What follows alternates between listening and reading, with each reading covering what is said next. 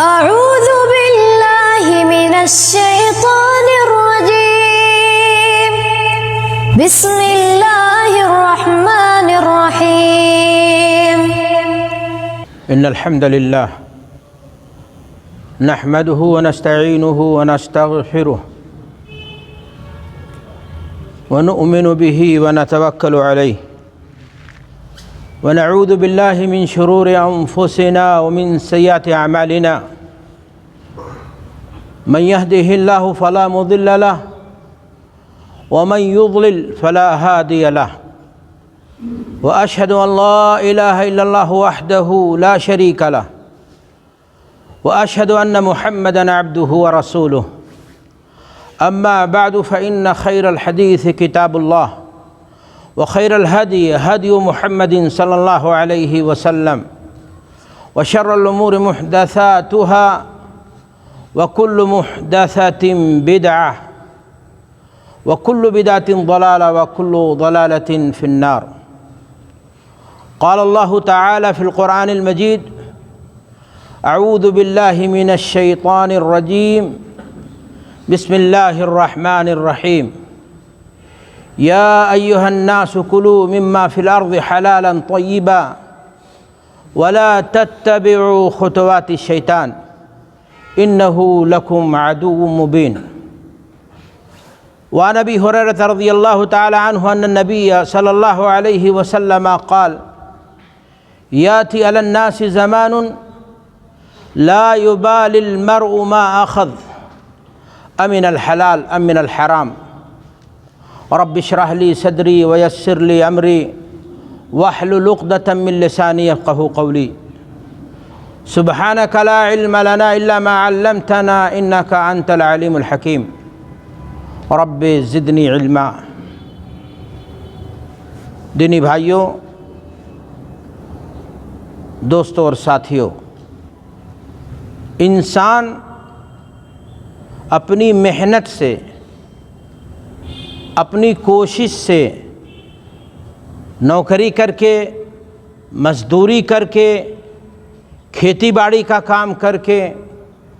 Business تجارت کر کے، دکان مکان حاصل کر لے، غلہ حاصل کر لے، زمین و جائیداد حاصل کر لے، روپیہ پیسہ حاصل کر لے، انہی چیزوں کے حصول کو کمائی کہا جاتا ہے۔ دین اسلام مال اکٹھا کرنے سے، کمائی کرنے سے، بزنس کرنے سے، سنت و حرفت کو اپنانے سے، اس میں آگے بڑھنے سے نہ تو روکتا ہے اور نہ ہی اس راستے پر کوئی پہرا بٹھاتا ہے، بلکہ دین اسلام بزنس کو، تجارت کو، سنت و حرفت کو فروغ دیتا ہے، اپنے ماننے والوں کو اس جانب ترغیب دیتا ہے۔ صحابی رسول رفاع ابن رافع رضی اللہ تعالی عنہ حدیث کے راوی ہیں، وہ بیان کرتے ہیں کہ نبی کریم جناب محمد الرسول اللہ صلی اللہ علیہ وسلم سے دریافت کیا گیا، سئل رسول اللہ صلی اللہ علیہ وسلم ای الکسب اطیب یا رسول اللہ،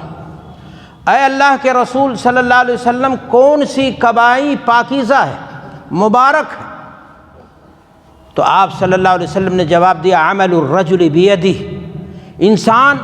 جو اپنے ہاتھ سے کماتا ہے، محنت کر کے حاصل کرتا ہے، وہ کمائی پاکیزہ ہے۔ وَكُلُّ بَيْعٍ مَبْرُورٍ، اور ہر وہ تجارت اور بزنس جس میں دھوکہ دہی کا سہارا نہ لیا گیا ہو، کسی قسم کا اس میں فراڈ نہ ہو،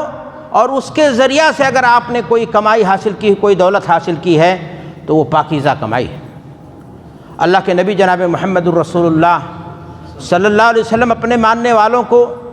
نہ صرف یہ کہ بزنس اور تجارت میں آگے بڑھنے کی، سنت و حرفت کو اپنانے کی تعلیم دیتے ہیں، بلکہ اگر امانت داری کے ساتھ کوئی شخص اسلامی اصولوں پر،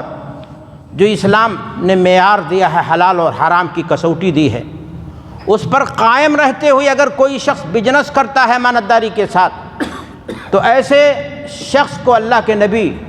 جناب محمد الرسول اللہ صلی اللہ علیہ وسلم نے بشارت بھی دی ہے، التاجر الصدوق الامین مع النبیین والصدیقین والشہداء، ایسا تاجر جو شرعی اصولوں پر پوری امانت داری کے ساتھ بزنس اور تجارت کرتا ہے اور اس سے اپنے بچوں کے لیے فیس، اپنے بوڑھے باپ کے لیے علاج کا خرچ،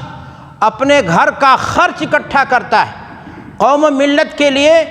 وہ اکٹھا کر کے وہ خرچہ کرتا ہے، اس راستے میں صدقہ و خیرات کرتا ہے، ایسا تاجر دن قیامت ایک طرف تو روزی اکٹھا کر ہی رہا ہے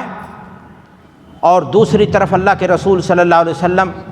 اس کو بشارت دے رہے ہیں کہ مع النبیین والصدیقین والشہداء، اس کا حشر و نشر دن قیامت نبیوں کے ساتھ ہوگا، صدیقوں کے ساتھ ہوگا، شہیدوں کے ساتھ ہوگا۔ تو دین اسلام سنت و حرفت کو اپنانے سے تجارت پر کوئی پہرا بٹھائے اور کہے کہ نہ آگے نہ بڑھو، ہمارے یہاں اس قسم کا سوال اٹھایا جاتا ہے، ارے صاحب دنیا داری ہیں یہ سب، اکٹھا کرنا روپیہ پیسہ یہ کہیں دنیا داری میں تو نہیں آ جائے گا؟ میرے بھائی اور دوست، آپ شرعی اصولوں پر کریں، حلال اور حرام کی تمیز رکھ کر کے کریں، دین اسلام آپ کو اس سے نہیں روکتا ہے۔ اللہ کے نبی جناب محمد الرسول اللہ صلی اللہ علیہ وسلم کی حدیث ہے، آپ صلی اللہ علیہ وسلم بیان فرماتے ہیں، ما اکل احد طعاما قط خیر له من ان یاکل من عمل یدہ وان نبی اللہ داؤد کان یاکل من عمل یدہ، کہ انسان جو کچھ لقمہ اپنے پیٹ میں ڈالتا ہے محنت کر کے، مزدوری کر کے، بزنس کر کے، تجارت کر کے، سنت و حرفت کو اپنا کر کے، نوکری کر کے، کھیتی باڑی کا کام کر کے، وہ اس سے بہتر اور لقمہ نہیں ہے۔ اللہ کے نبی فرما رہے ہیں کہ اللہ کے نبی جو داؤد تھے، داؤد علیہ السلام، کان یاکل من عمل یدہ، نبوت کی بارے گراں ذمہ داری ایک طرف، لیکن وہ خرچ برچ کا معاملہ، گھر خرچ کیسے چلائیں اس کے لیے دوسری صورت اپناتے تھے۔ قرآن مجید پڑھیے، اللہ فرماتا وَأَلَنَّ لَهُ الْحَدِيدَ نِعْمَ السَّابِغَاتِ وَقَدِّرْ فِي السَّرْدِ، اللہ نے معجزاتی طور پر ان کے لیے لوہے کو نرم کر دیا تھا، وہ زرہیں بناتے تھے اور اس کو بیچ کر کے اپنے بچوں کا خرچ اکٹھا کرتے تھے۔ قرآن مجید کو پڑھیے، رسول کریم صلی اللہ علیہ وسلم کی احادیث کا مطالعہ کر دیجئے، جتنے نبی دنیا میں آئے اللہ تبارک و تعالیٰ نے نبوت کی ذمہ داری بھی بارے گراں،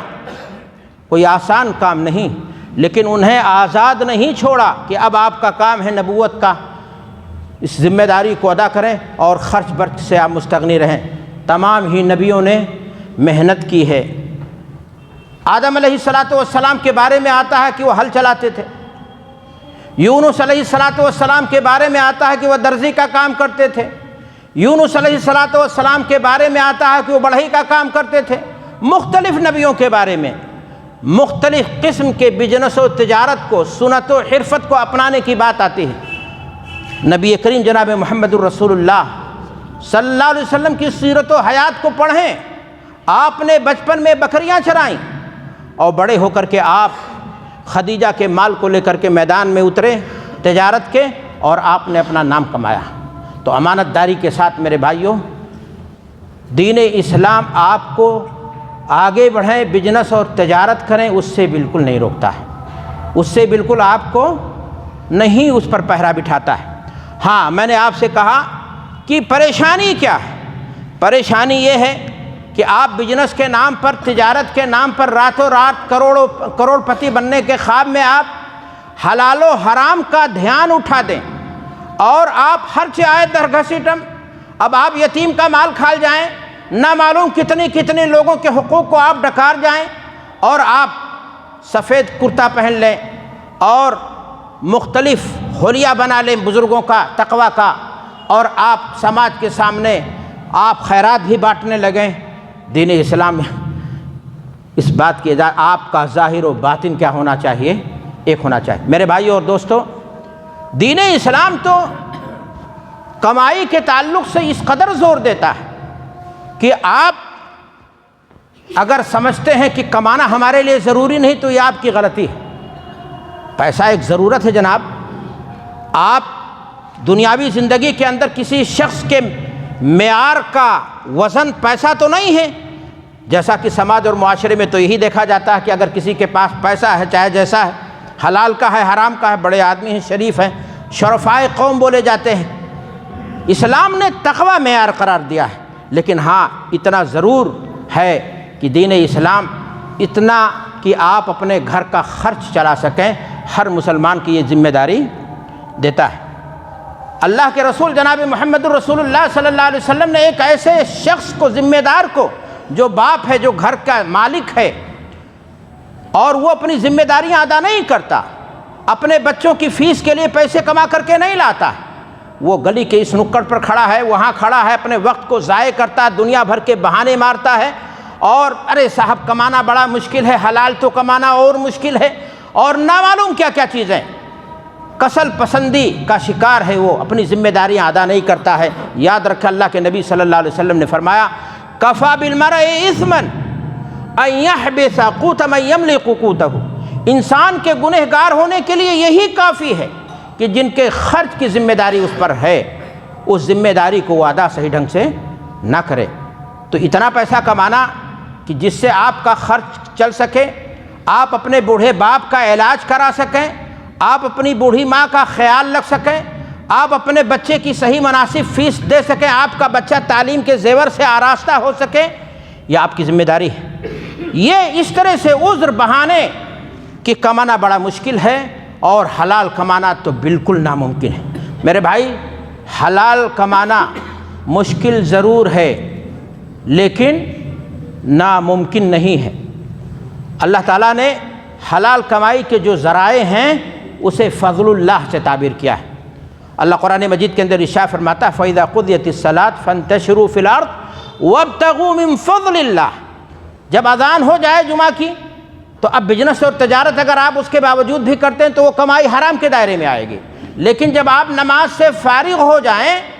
تو آپ اپنی ذمہ داریاں سمجھیں، اللہ کی زمین میں نکلیں، اور اللہ نے جو حلال روزی مختلف راستے ہیں. اب آپ کہیں کہ نہیں میں سودی کاروبار کروں گا، میں بڑی بھاری کمپنی قائم کروں گا اور سودی کاؤنٹر سے جا کر کے سود کا پیسہ بزنس چلاؤں گا اور اس کے بعد علماء سے فتویٰ ڈھونڈتے رہیں. نہیں میرے بھائی، اہم چیز یہ نہیں کہ آپ ہیرے کی تجارت کر رہے ہیں یا کھیرے کی کر رہے ہیں. امانت داری کے ساتھ آپ میدان میں نکلیں اور اللہ سے دعا کریں، اللہ آپ کے رزق میں برکت دے گا، آپ کے بزنس میں اور آپ کی تجارت میں کیا کرے گا؟ برکت دے گا. میرے بھائی اور دوستو، دین اسلام بار بار اپنے ماننے والوں کو ترغیب دیتا ہے کہ وہ حلال کھائیں، حلال پہنیں، اس لیے کہ حلال کے کھائے بغیر آپ نیک نہیں بن سکتے. اللہ کے جتنے نیک بندے تھے وہ حلال کھاتے تھے. انبیاء اولیاء سب ہی حلال کھاتے تھے، اور حلال کھانے کے بعد صحیح معنوں میں انہوں نے اپنی ذمہ داریاں ادا کی ہیں. اگر آپ حرام کے مرتکب ہو جائیں گے تو پھر آپ جان لیجئے کہ آپ اپنی ذمہ داریوں سے بھی صحیح معنی میں عہدہ برا نہیں ہو سکتے. میں نے آپ سے کہا قرآن مجید کو آپ پڑھیے، ایک نہیں متعدد مقامات پر قرآن مجید آپ کو حلال کھانے کی تعلیم دے رہا ہے. اللہ قرآن میں فرما رہا ہے یا ایھا الناس کلوا مما فی الارض حلالا طیبا ولا تتبعوا خطوات الشیطان، کہ اے لوگوں کلوا مما فی الارض حلالا طیبا، جو اللہ نے تمہارے لیے زمین میں حلال روزی متعین کی ہے،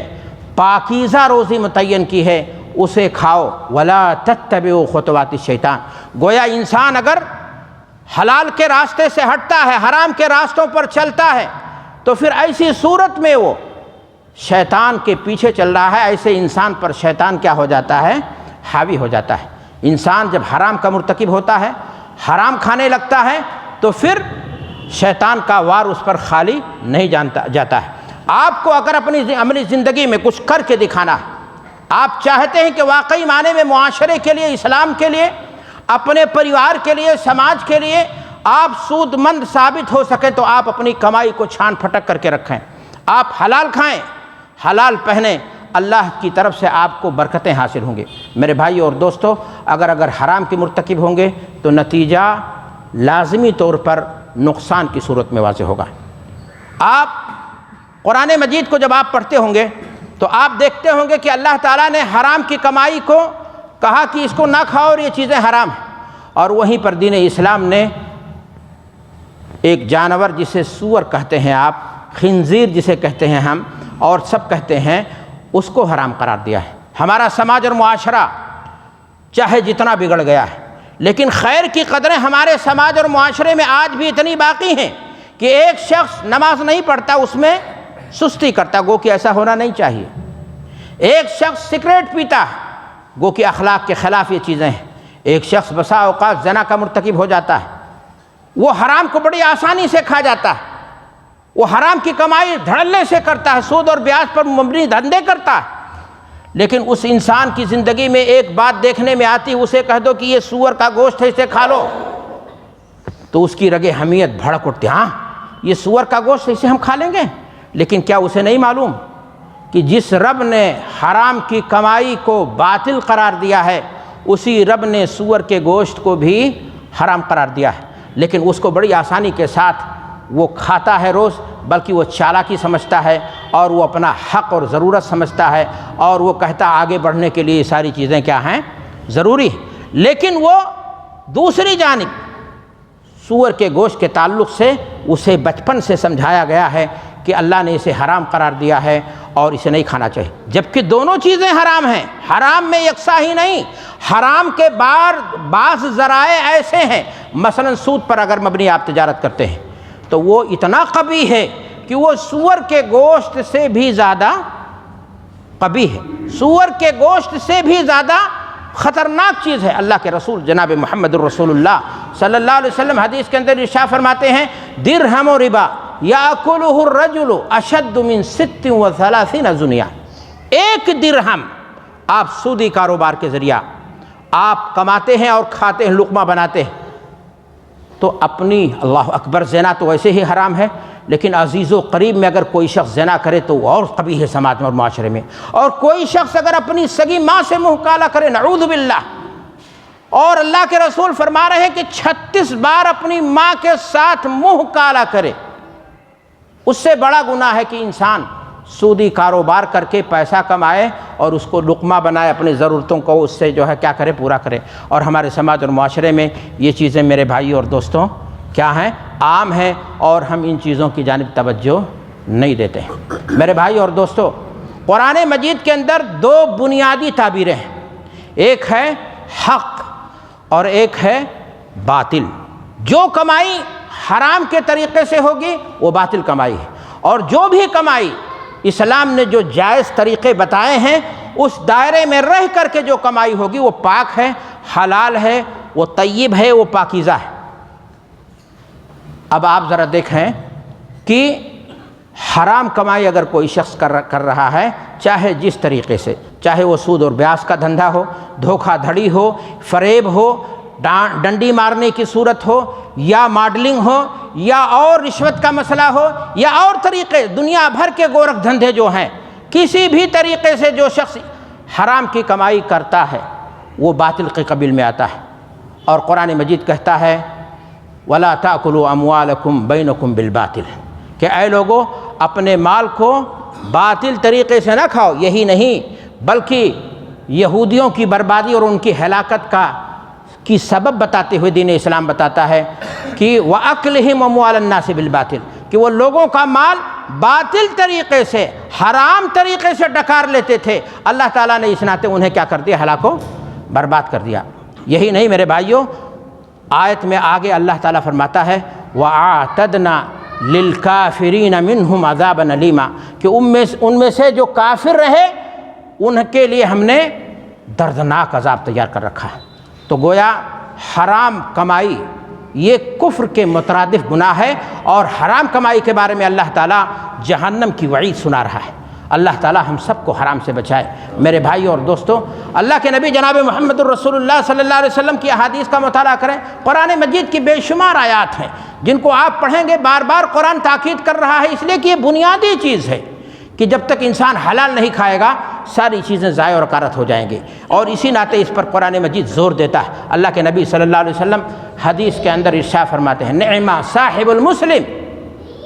الذي اخذه بحقه ثم انفقه في سبيل الله وفي اليتامى والمساكين والذي اخذه بدون حقه کالاکل الذی لم یشبع ویاتی یوم القیامہ شہیدا علیہ یوم القیامہ۔ میرے بھائیو اور دوستو، ذرا آپ غور کریں، اللہ کے رسول صلی اللہ علیہ وسلم اس حدیث کے اندر دو باتیں فرما رہے ہیں۔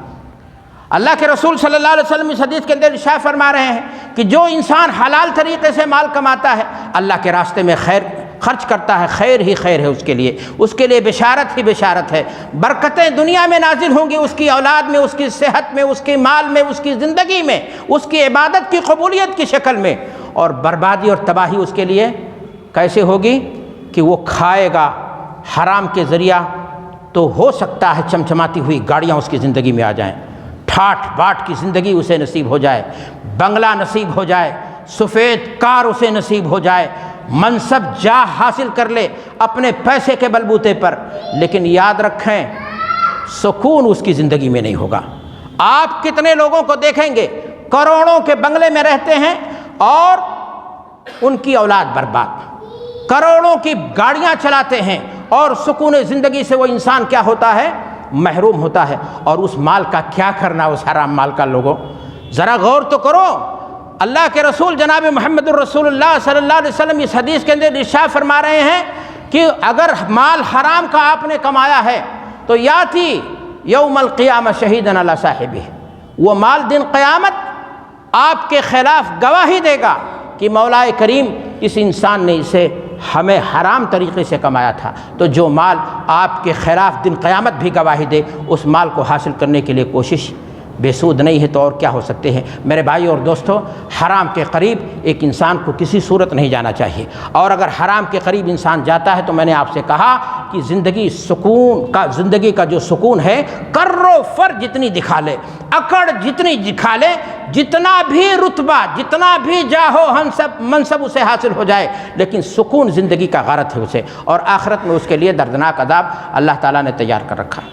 یاد رکھیں حرام کی نحوست بہت زیادہ ہے، اور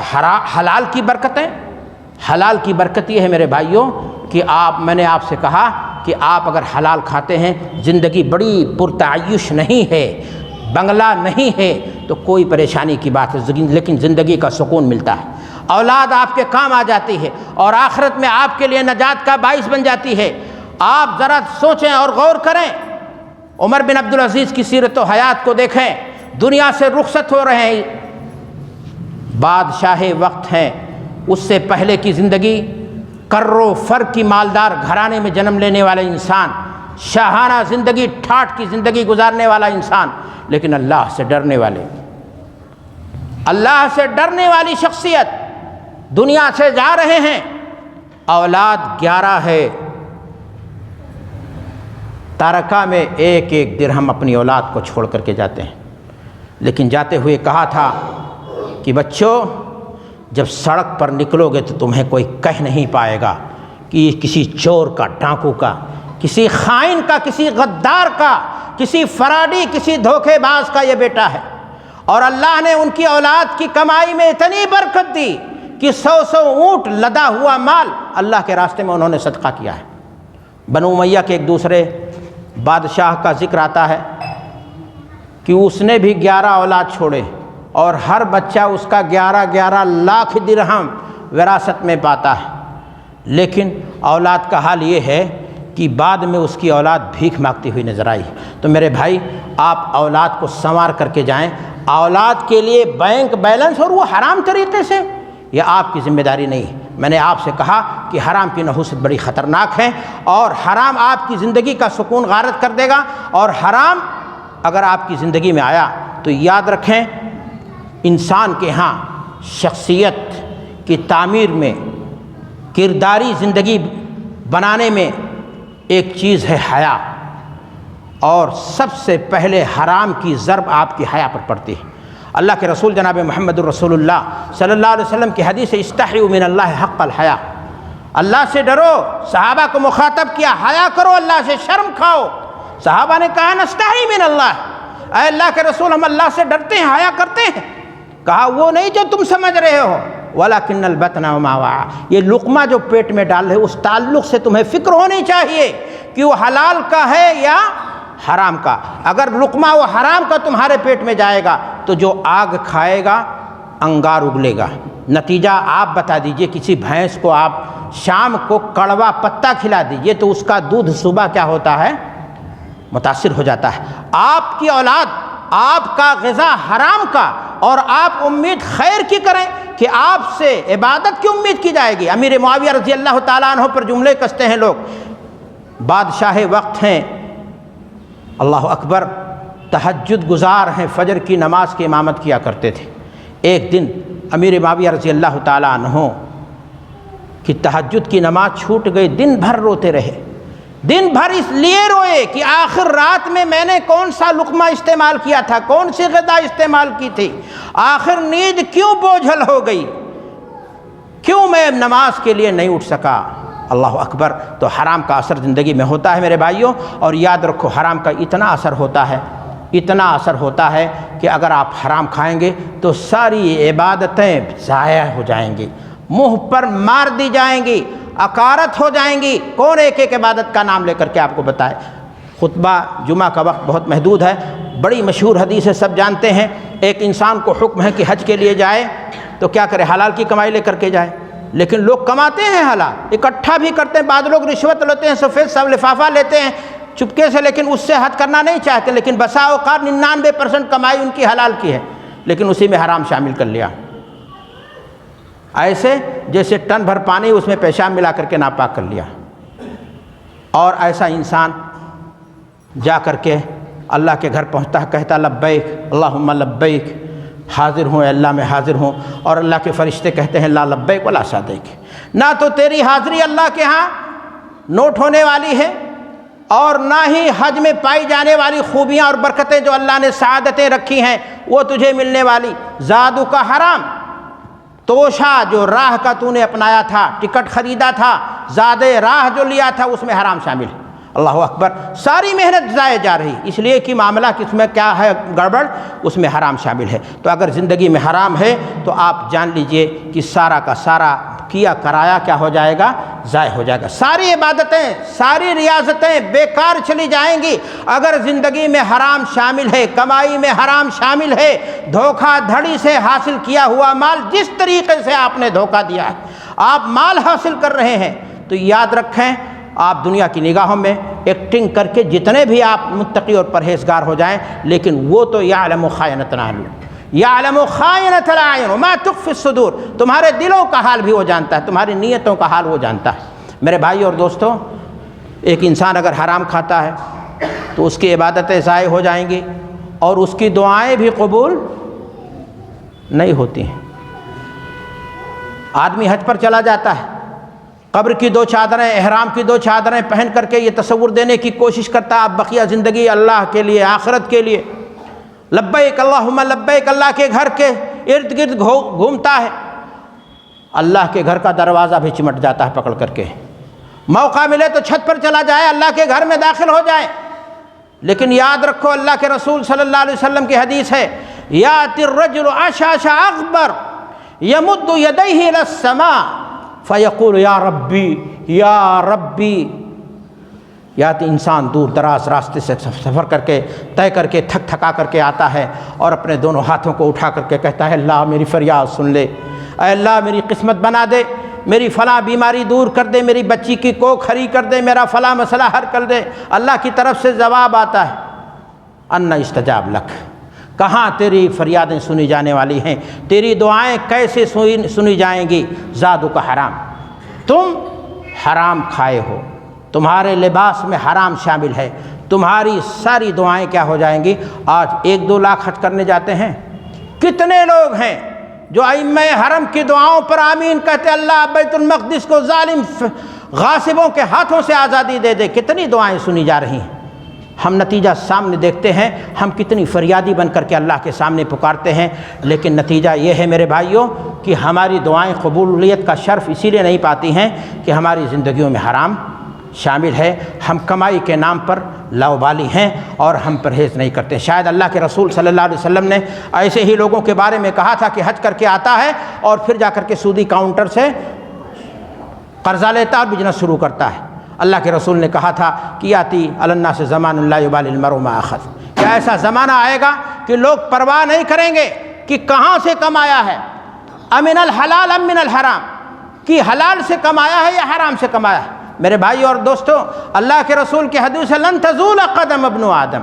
من عند ربہ حتی یسأل عن خمس، آدم کی اولاد کو اللہ کے سامنے جواب دہی کے لیے پیش ہونا ہوگا۔ جتنی اکڑ خون دکھا لیں آپ، اللہ کی جناب میں قوم کے ساتھ معاملہ آپ نے کیا کیا تھا، گھر کے بچوں کے ساتھ آپ کا معاملہ کیا تھا، دوستوں اور ساتھیوں کے ساتھ آپ کا برتاؤ کیسا تھا، آپ کو جواب دینا ہوگا، آپ کو جواب دینا ہوگا۔ اور انہی سوالات میں سے یہ سوال بھی ہوگا وَعَنْ مَالِهِ مِنْ أَيْنَ اكْتَسَبَهُ وَأَيْنَ أَنْفَقَهُ، کہ اسے یہ بھی پوچھا جائے گا کمایا کیسے تھا۔ ہمارے لوگوں کی بڑی پریشانیاں ہیں، کچھ لوگ حرام کماتے ہیں اور مسجد بناتے ہیں، حرام کماتے ہیں اور خوب کمبل بانٹتے ہیں غریبوں کے درمیان۔ وہ الیکشن لڑنا ہوگا، جیت لے گا، وقت کا کوئی کرسی حاصل کر لے گا، نیتا بن جائے گا، وہ کیا نام ہے کالونی کا میونسپلٹی کا کوئی ذمہ دار بن جائے گا، فلاح ہو جائے گا۔ لیکن میرے بھائی اور دوستوں، اللہ کے ہاں کچھ حاصل ہونے والا نہیں، بلکہ یاتی علیہ یوم القیامہ، اس پر وہ بوجھ بن کر کے آئے گا۔ جو انسان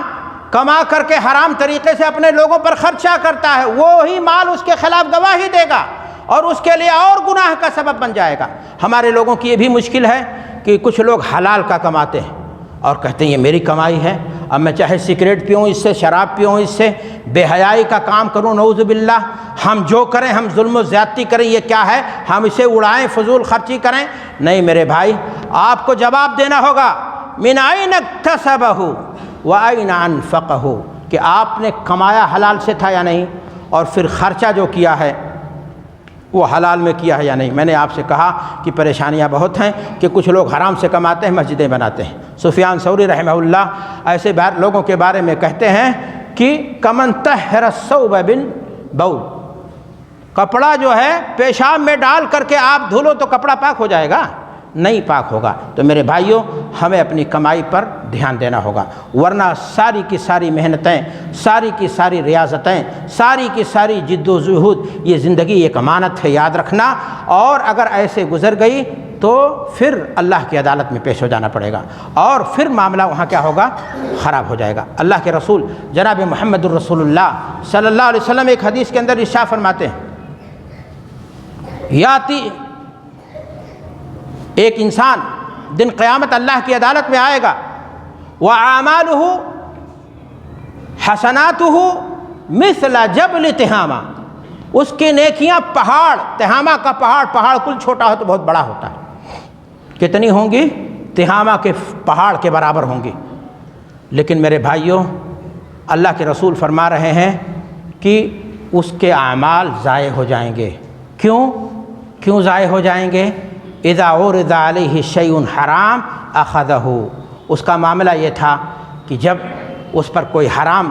کا راستہ آتا تھا، سفید لفافہ آتا تھا رشوت کے راستے سے، نوکری لگوانے کے نام پر اور فلانے کے نام پر، تو وہ اس کو بھی لے لیتا تھا۔ کماتا تھا حلال کا وہ، لیکن لاپرواہی کرتا تھا، بے اعتدالی تھی، کہیں اس طرح کی حرکتیں کر کے سارا عمل اس کا کیا ہو جائے گا، ضائع اور برباد ہو جائے گا۔ تو میرے بھائی اور دوستو، ہمیں توجہ دینی چاہیے، ہمیں فکر کرنی چاہیے اپنی عقبہ کی، اور ہمیں دھیان دینا چاہیے کہ ہم کما رہے ہیں جو حلال کا ہے یا حرام کا ہے۔ اب سوال یہ ہے کہ حرام کے کون سے راستے ہیں اور حلال کے کون سے راستے ہیں، یہ مستقل موضوع ہے اور اس پر تفصیلی گفتگو ہو سکتی ہے، لیکن آپ کو جو بھی طریقہ ہے اس کو چھان پھٹک کر کے آپ جو کما رہے ہیں، انسان یہ اہم نہیں کہ مسجد میں بیٹھا ہے، انسان یہ اہم نہیں ہے کہ مدرس ہے، انسان یہ اہم نہیں ہے کہ بازار میں ہے، اصول جو شرعی ہیں اگر اس سے ہٹ گیا تو کمائی اس کی کیا ہو جائے گی، حرام کی ہو جائے گی، اور نتیجہ کیا ہوگا کہ اس کے حق میں مال خسارہ ہو جائے گا، آخرت کی اس کی کیا ہو جائے گی، بربادی ہو جائے گی۔ تو میرے بھائیوں، ہمیں ہمیشہ اس بات پر توجہ دینی چاہیے کہ ہم جو کما رہے ہیں وہ کمائی ہماری حلال کی ہو رہی ہے یا نہیں ہو رہی ہے۔ ہماری وہ کمائی اگر حرام کی آئی تو پھر زندگی، میں نے کہا، دعائیں خراب، دعائیں برباد ہو گئیں، آپ کی نیکیاں برباد ہو گئیں، آپ کی ساری جہد، آپ کی ساری ریاضت برباد ہو گئی، آپ کی اولاد اکارت چلی گئی۔ اور اگر آپ حلال کھاتے ہیں تو آپ جان لیں کہ حلال میں اتنی برکت ہے کہ آپ کی چھوٹی سی کمائی سے آپ کی اولاد سنور جائے گی. آپ کو عبادتوں میں چاشنی جب ملنے لگے، آپ کو عبادتوں میں جب لذت ملنے لگے، اللہ کے ہاں یہ اہم نہیں ہے کہ آپ نے مسجد بنوائی کہ نہیں، اہم یہ ہے کہ آپ نے جو لقمہ کھایا وہ حلال کا ہے یا نہیں. آپ کے لیے اہم یہ ہے کہ آپ نے جو صدقہ و خیرات کے راستے میں دیا وہ حلال کا تھا یا حرام کا تھا. اگر آپ حرام کا کما کر کے اور آپ بڑی بڑی مسجدیں بنا دیں، بڑے بڑے مدارس بنا دیں، اپنے نام کے کتبے لکھوا لیں، اپنے نام کے بورڈ لگوا لیں، اپنے نام کی بہت ساری چیزیں کروا لیں، تو اس کا کوئی فائدہ ہونے والا نہیں ہے. دینی بھائیوں اور دوستوں، ضرورت اس بات کی ہے کہ ہم ہر ممکن یہ کوشش کریں کہ ہم اپنی کمائی کو چھانٹیں، اپنی کمائی کو چھانیں اور پھٹکیں، دیکھیں کہ آخر چور دروازے کہاں ہیں، آخر وہ کیا راستے ہیں کہ جہاں سے ہماری کمائی میں حرام آ رہا ہے. آج بزنس اور تجارت کے نام پر بہت سارے راستے ہیں، اور لوگ کہتے ہیں مولانا اگر ہم یہ راستے نہیں اپنائیں گے تو ہم پیچھے رہ جائیں گے، ہم بھٹک جائیں گے، ہمارا سماج ہمارا معاشرہ پیچھے رہ جائے گا. اگر میرے بھائیوں اور دوستوں آپ یہ بتاؤ کہ زمانے کے تقاضے کے مطابق ہمیں چلنا تھا تو اللہ نے شریعتیں کیوں نازل کی، قرآن کیوں آیا، اللہ نے نبی کیوں بھیجے، حلال و حرام کا اصول کیوں سمجھایا گیا؟ کیا زمانے کے تقاضے کے مطابق ہمیں چلنا ہے؟ کیا ہماری بہو بیٹیاں ماڈلنگ کر کے پیسہ کمائیں گی؟ کیا ہم سود اور بیاج کے دھندے اپنائیں گے؟ کیا ہم شراب کی دکانیں کھول کر کے بیٹھ جائیں اس لیے کہ زمانے کے تقاضے کے مطابق اگر ہم نہیں چلے تو ہم میدان میں پیچھے ہو جائیں گے؟ ہمیں شرعی اصولوں کو اپنانا ہے، ہمیں باقی رہنا ہے حلال پر، اور اللہ سے امید رکھنی ہے کہ اللہ نے جو روزی کے راستے رکھے ہیں حلال کے، اس میں ہمارے لیے کیا کرے گا؟ برکت ضرور ڈالے گا. اللہ سے دعا ہے کہ پروردگار عالم ہماری کمائیوں میں برکت عطا فرمائے اور ہماری حلال کو ہمارے لیے کافی کر دے. رب کریم ہماری اولاد کو ہمارے لیے ہماری آنکھوں کی ٹھنڈک بنا دے، ہمارے لیے آنکھوں کی ٹھنڈک ہی نہیں اس دنیا میں بھی کامیابی کا ذریعہ بنا دے اور آخرت میں بھی ہمارے لیے ذریعہ بنا دے. رب کریم اگر ہماری کمائی میں کہیں بھی حرام شامل ہے، کہیں بھی بےایمانی کا ارتکاب ہم کر رہے ہیں جس بھی اعتبار سے، رب کریم ہمیں موت سے پہلے اس سے توبہ کی توفیق عطا فرما دے. وآخر دعوانا ان الحمد للہ رب العالمین.